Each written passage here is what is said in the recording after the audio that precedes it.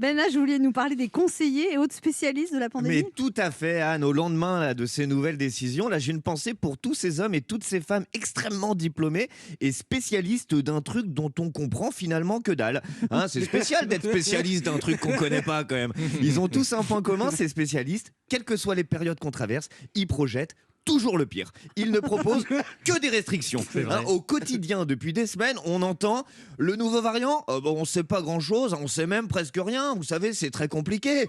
Mais il est sans doute plus fort, plus puissant, plus contagieux, plus douloureux, plus nocif, plus virulent et 1000 fois plus mortel. Eh bien moi, excusez-moi, mais maintenant j'aimerais bien entendre un qui arriverait sur un plateau de télé avec sa blouse blanche là ou dans un studio de radio pour nous dire les variants, on ne sait pas grand-chose, on sait même presque rien. Vous savez, c'est très compliqué, mais il est peut-être parfaitement inoffensif et bénin dans 98% des cas et à peine indolore, voire bienfaiteur pour les 2% qui restent. On a de bonnes raisons de penser qu'on va ouvrir les boîtes de nuit demain. Non, jamais on en entend un dire ça. Hein. Je me posais sincèrement la question, est-ce que ces gens-là, ces spécialistes dans la vie de tous les jours, ils sont aussi pessimistes avec tout?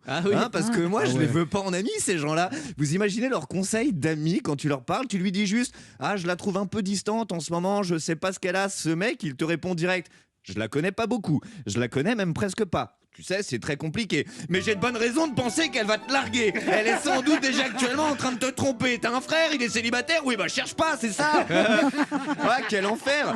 Quel enfer, vous imaginez? Tu fais un entretien d'embauche, tu dis, ah bah j'ai de bons espoirs. Lui, il te répond, je sais pas pour quel emploi. Je ne sais même pas ce que tu lui as dit.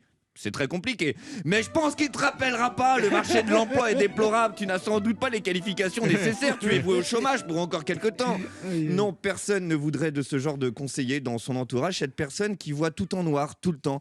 Non, ces personnes ne sont pas mes amis. Mais chaque jeudi soir, je me dis que sans être mes amis, ils ont quand même beaucoup d'influence sur ma vie. Ouais, bravo. Allez.